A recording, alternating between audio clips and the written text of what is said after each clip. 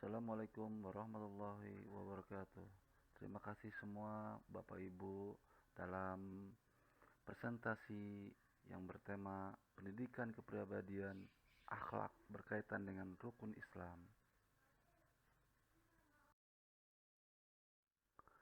Pengertian akhlak. Akhlak dalam bahasa Indonesia berasal dari bahasa Arab. Akhlak, bentuk jamak dari kata kholak yang secara etimologi berasal budi pekerti, berarti budi pekerti, watak, perangai, tingkah laku, atau tabiat. Menurut Imam Ghazali, akhlak adalah sifat yang tertanam dalam jiwa yang dapat menimbulkan perbuatan dengan gampang dan mudah, tanpa memerlukan pemikiran dan pertimbangan. Sedangkan menurut Abdul Karim Zaidan, akhlak adalah nilai-nilai dan sifat-sifat yang tertanam dalam jiwa.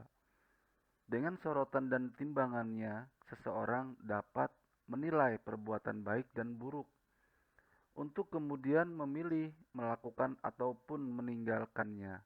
Menurut Ahmad Amin, akhlak adalah membiasakan kehendak. Ini berarti bahwa kehendak itu apabila dibiasakan terhadap sesuatu akan dapat membentuk akhlak.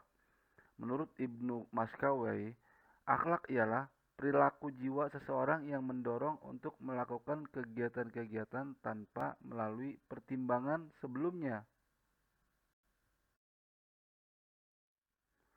Prinsip-prinsip akhlak dalam rukun Islam. Pertama, syahadat, mengucap dua kalimat syahadat. Kedua, sholat. Ketiga, zakat. Keempat, puasa. Dan kelima, pergi haji. Yang pertama, syahadat. Syahadat terbagi menjadi dua, yaitu syahadat Allah, syahadat tauhid, dan syahadat Rasul. Syahadat tauhid yaitu beriktikad dan berikrar bahwasannya tidak ada yang berhak disembah dan menerima ibadah kecuali Allah Subhanahu wa taala. Mentaati hal tersebut dan mengamalkannya.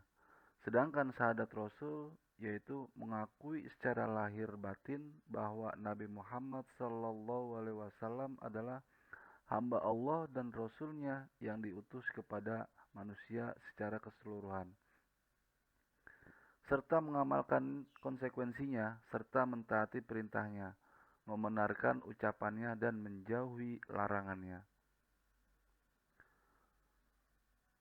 Kategori mengucapkan syahadat bukan hanya sekedar formalitas untuk menjadi muslim, akan tetapi lebih dalam lagi adalah sebagai bukti keyakinan yang kuat dan kejujuran yang sempurna, serta keikhlasan yang dalam untuk menerima Islam sebagai sistem hidup. Bila seorang muslim jujur dalam menerima syahadat ini, tidak akan terjadi penolakan-penolakan terhadap hukum-hukum Allah yang sudah ditetapkan. Dalam bersyahadat kita juga diharuskan memenuhi syariat syaratnya, yaitu ilmu yang menafikan jahal kebodohan, yakin yang menafikan syak keraguan, qabul menerima yang menafikan rod penolakan.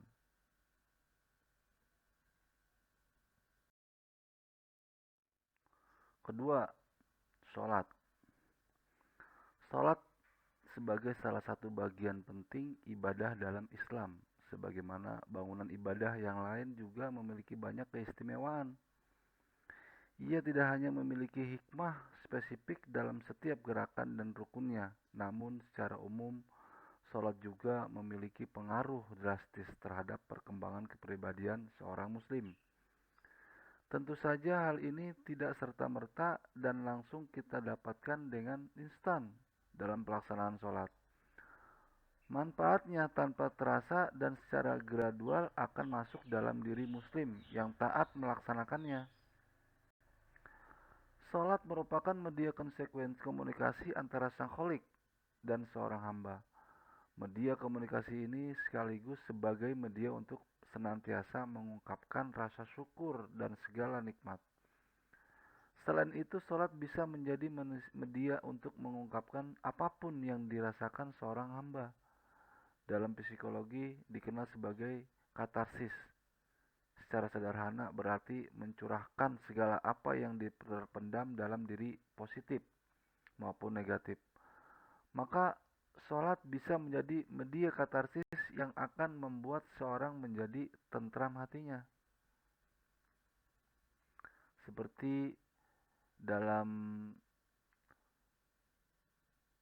masali untuk meninggalkan perbuatan keji dan munkar. Bacalah apa yang telah diwahyukan kepadamu, yaitu Alkitab, Al-Quran, dan dirikanlah sholat. Sesungguhnya sholat itu mencegah dari perbuatan-perbuatan keji dan munkar.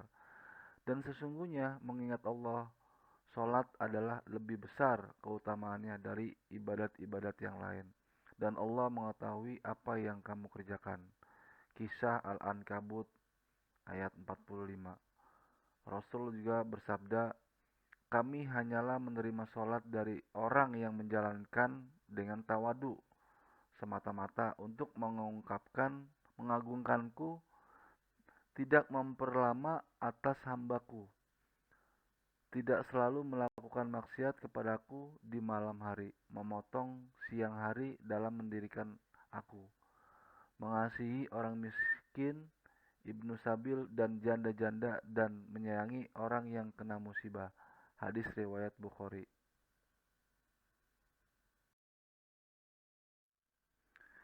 Ketiga, zakat. Mengeluarkan zakat dapat menghilangkan penyakit pelit dan mengembangkan semangat solidaritas. Zakat merupakan bentuk penanaman perasaan kasih dan sayang.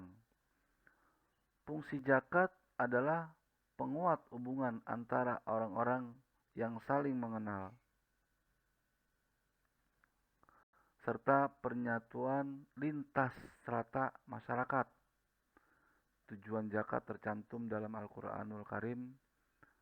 Ambillah zakat dari sebagian harta mereka, dengan zakat itu mereka membersihkan dan mensucikan mereka, dan mendoalah untuk mereka. Sesungguhnya doa kamu itu menjadi ketentraman jiwa bagi mereka, dan Allah Maha mendengar lagi Maha mengetahui. Kisah At-Taubah ayat 103. Nilai-nilai yang terkandung dalam zakat: pertama, menolong, membantu, membina, dan membangun kaum duafa. Kedua, memberantas penyakit iri hati, rasa benci, dan dengki diri dari manusia. Keempat, dapat mensucikan diri pribadi dari kotoran dosa, memurnikan jiwa, menumbuhkan akhlak mulia. 5. Dapat menunjang terwujudnya sistem kemasyarakatan Islam yang berdiri di atas prinsip-prinsip umat yang satu, persamaan derajat, hak dan kewajiban. 6. Dapat mewujudkan tatanan masyarakat yang sejahtera, sehingga hubungan seorang dengan lainnya menjadi rukun, damai, harmonis, dan dapat menciptakan situasi yang tentram, aman lahir dan batin. Keempat, puasa. Prinsip akhlak dalam puasa adalah ibadah puasa ini tidak dipandang hanya sebatas larangan makan dan minum dalam rentang waktu tertentu, tetapi merupakan tahapan larangan bagi jiwa manusia mengendalikan syahwatnya yang cenderung negatif. Rasulullah SAW bersabda, bukanlah puasa itu hanya sekedar tidak makan dan minum, akan tetapi puasa itu adalah meninggalkan ucapan yang sia-sia dan kata-kata yang jorok. Jika seorang mencacimu atau berbuat jahil kepadamu, katakanlah saja, aku sedang puasa. Hadis riwayat Ibnu Khuzaimah. Kita bisa melihat bersama bahwa Allah menimpa kita dengan ibadah, menerpa kita dengan ibadah puasa ini agar menjadi sosok yang memiliki empati dan kepedulian kepada manusia, kepada sesama. Kita bisa merasakan kepedihan yang dirasakan oleh saudara-saudara kita yang kekurangan dan kesusahan, haus dan lapar, dan kekurangannya tenaga untuk beraktivitas sehari-hari. Oleh karena itu, puasa adalah sarana untuk membina kesabaran kita, sabar dan ketaatan, sabar dalam menjauhi maksiat, dan sabar dalam menanggung hal-hal yang tidak menyenangkan berupa musibah dan kesempitan. Di samping itu, dengan ibadah puasa kita dilatih untuk mempertajam keikhlasan, karena seorang yang berpuasa hanya mengharap pahala dan balasan dari Allah, bukan dari manusia.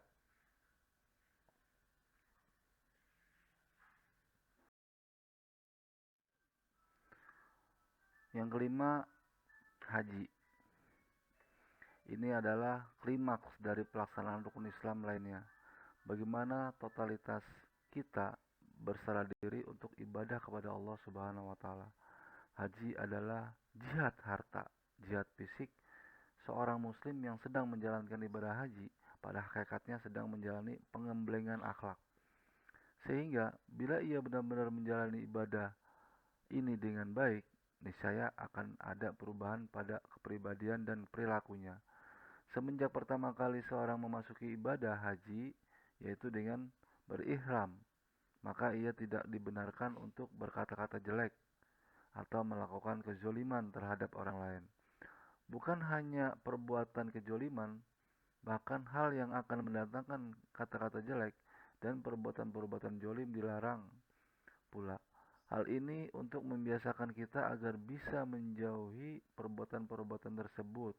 Allah berfirman, Al-khairu ashhuru ma'lumatu paman paroda fihinnal hajj fala rafasa wala fusuqa wala jidala fil hajj. Musim haji adalah beberapa bulan yang dimaklumi. Barang siapa yang menetapkan niatnya dalam bulan itu akan mengerjakan haji, maka tidak boleh rofas, berbuat fasik, dan berbantah-bantahan di dalam masa mengerjakan haji. Dan apa yang kamu kerjakan berupa kebaikan, niscaya Allah mengetahuinya. Berbekallah dan sesungguhnya sebaik-baik bekal adalah takwa, dan bertakwalah kepadaku, hai orang-orang yang berakal. Kisah Al-Baqarah ayat 197. Bila kita merenungkan dan kita pelajari apa yang terjadi di sekitar kita, dari kejahatan dan perbuatan yang tidak terpuji, niscaya kita akan berkesimpulan bahwa yang menyebabkan mereka melakukan perbuatan tersebut adalah dua hal, yaitu hawa nafsu yang tidak dikendalikan dan kebodohan. Pada ibadah haji terdapat banyak hal yang kita pikirkan dengan baik, ternyata merupakan ajaran yang mengajak membina umat agar bisa terlindung dari dua penyebab kemaksiatan tersebut. Semenjak seorang memulai ihramnya, yaitu dengan berniat menjalankan ibadah haji dan tidak mengenakan pakaian ihram, yang telah mengenakan pakaian ihram, maka ia diharamkan melakukan beberapa hal yang sebelumnya diperbolehkan. Ia tidak boleh berjima atau melakukan hal yang membangkitkan syahwat, memakai wewangian, mengenakan pakaian yang berjahit, memotong kuku, rambut, dan lain-lain. Para ulama menyebutkan alasan dilarangnya memotong rambut, kuku, menggunakan wewangian adalah untuk meninggalkan perbuatan tarofu atau berpoya-poya. Sebagaimana dibahas dalam kitab-kitab fikih, ini semua adalah merupakan latihan yang dijalani oleh jamaah haji untuk mendidik jiwa dan nafsunya sehingga ia mengendalikan hawa nafsunya dan mengarahkannya kepada yang dihalalkan dalam syariat. Ketika wukuf di Arafah, semua jamaah haji memanjatkan doa dan hajatnya langsung kepada Allah tanpa ada perantara atau penerjemah. Demikian pula lah halnya yang akan terjadi kelak pada hari kiamat. Kita akan menghadap kepada Allah dan mempertanggungjawabkan seluruh amalan kita selama di dunia, tanpa ada penerjemah atau penerantara. Penghayatan yang demikian ini akan menimbulkan rasa tawadhu dan mungkin dan mengikis menghabis kesombongan diri dari hati manusia.